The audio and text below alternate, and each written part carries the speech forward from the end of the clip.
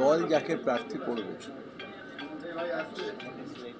আর আমার সবথেকে বেশি হাবড়ার সাথে আমার সেন্টিমেন্ট জড়িয়ে আছে। গত 15 বছর ধরে হাবড়ায় আমাকে হাবড়ার মানুষ জয়লাভ করিয়েছে, জিতেছে।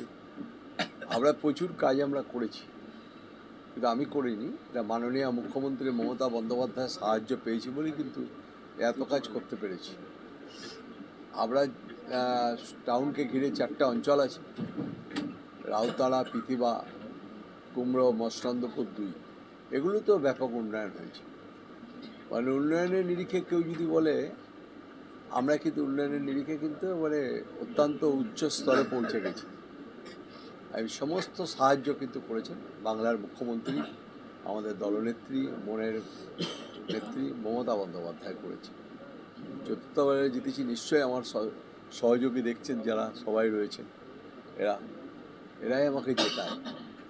এরা অক্লান্ত পরিশ্রম, এদের সারা বছর ধরে এরা পরিশ্রম করে, শুধু 1 বছর নয়, গত 5 বছর ধরে এদের অক্লান্ত পরিশ্রম এরা করেছে। এদের পরিশ্রমের ফলটা কিন্তু আমি পাই। কর্মীদের পরিশ্রমের ফল কিন্তু পায় জেতার প্রার্থী, এটা মনে রাখি। কর্মীরাই হলো শেষ কথা। নেতা বলে কেউ না, আমি নেতা নই, কিন্তু আমি কিন্তু একটা কর্মী। একটা কর্মীকে মমতা বন্দ্যোপাধ্যায় দান করিয়েছেন, বাকি কর্মীরা খাটছে। আমি ওদের সাথে একদম হাতে হাত মিলিয়ে কাজ করব। ওদের আগে সব থেকে ধন্যবাদ দেবো আমার কর্মীদের, অসংখ্য ধন্যবাদ দেবো যে হাবড়ায় তারা এই এসআইয়ের যখন আরম্ভ হয়েছে, এই প্রক্রিয়ায় গত 4-5 মাস ধরে যা পরিশ্রম করেছে তাদের কল্পনা করা যায় না। আমি আমার রাজনৈতিক জীবন শুরু হয়েছিল 1975 সালে। বিদ্যাসাগর কলেজ থেকে আমার রাজনৈতিক জীবন শুরু হয়, ছাত্র পরিষদের রাজনীতি। পরবর্তীকালে কলেজের জিএস হই, তারপরে আইন কলেজে যখন যাই তখন আইন কলেজের জেনারেল সেক্রেটারি হই। তারপর আমি ছাত্র পরিষদে ধাপে ধাপে ছাত্র পরিষদে আমি উঠে আসি। কখনো জেলার সম্পাদক হই, কখনো জেলার ট্রেজারার হই, উত্তর কলকাতার কথা বলছি, উত্তর 24 উত্তর কলকাতায় হই। কখনো জেনারেল সেক্রেটারি হই, কখনো ছাত্র পরিষদের জেলার সভাপতি হই। তারপরে জয়ন্ত ভট্টাচার্য ছাত্র পরিষদের সভাপতি, যখন অশোক দেব যখন ছাত্র পরিষদের জেনারেল সেক্রেটারি, তারপর অশোক দা যখন সভাপতি হলো তখন রাজ্য ছাত্র পরিষদের সাধারণ সম্পাদক হলাম, রাজ্য ছাত্র পরিষদের ওয়ার্কিং কমিটির মেম্বার হলাম। মমতা বন্দ্যোপাধ্যায় যখন তৃণমূল কংগ্রেস যুব কংগ্রেসের সভানেত্রী, তখন আমি সাধারণ সম্পাদক ছিলাম।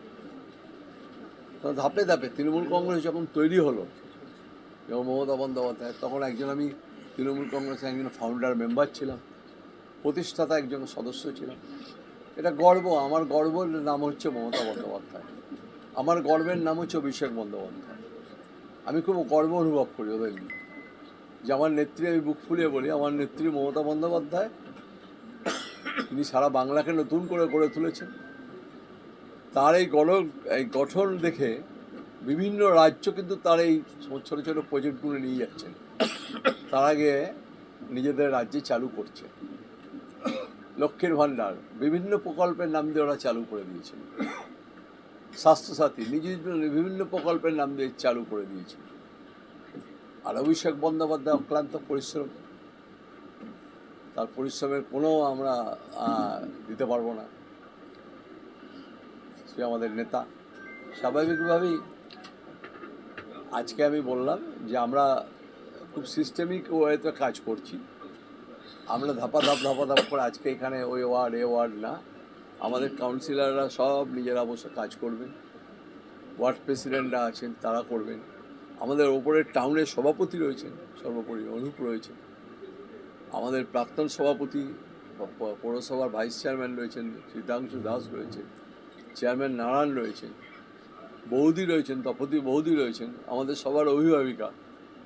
তিনি আমাদের উপদেশ দেন কীভাবে চলতে হবে না চলতে হবে।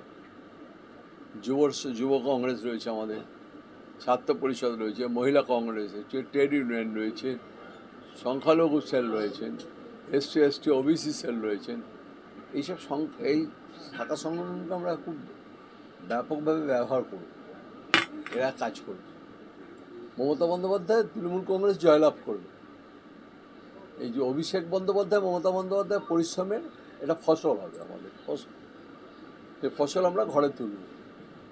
আর আমরা 5 বছর ধরে, আমরা তো 5 বছর ধরে কাজ করি, কারোর মতো আমরা উড়ে এসে বসি না। আমাদের প্রতিনিয়ত পাবেন রাস্তায়, আমাদের কাছে লোকে সার্টিফিকেটও পায়, যার যেমন সার্টিফিকেট থাকে তার দিয়ে দিই। আমরা লোকের ক্যারেক্টারই দেখি না, যে সে লোকটা সিপিএম না কংগ্রেস না বিজেপি না আরএসপি না ফরওয়ার্ড ব্লক, দিয়ে দিই তাকে সার্টিফিকেট, যা তোর নিজের কাজ কর। একদম উন্নয়নের নিরিখে হবে প্রচার, আর অপপ্রচার এই এসআইআর নিয়ে অপপ্রচার আছে। এসআইআরে মানুষকে লাইনে দাঁড়াতে হয়েছে, এসআইআরে 200 লোক মারা গেছে। শুধু আমাদের এসআইআরে 200 লোক সাধারণ মানুষ না, তার সাথে এসআইআরে সরকারি যারা আমলাও যাদের করেছিল সেদিন, বিএলও করেছিল, তারা তো সরকারের আমলা ছিল, তারাও মরে গেছে, তারাও সুইসাইড করেছে, মারা গেছে।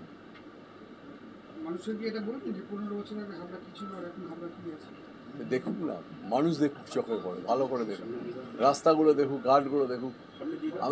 আমরা তো সব কংক্রিটের রোড তৈরি করছি, আমরা পেপার ব্লকের রোড তৈরি করছি, সব তো মমতা বন্দ্যোপাধ্যায় আমাদের দিয়েছে, উজাড় করে দিয়েছে।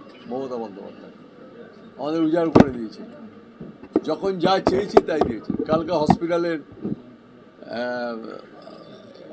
এসছিলেন আধিকারিকরা,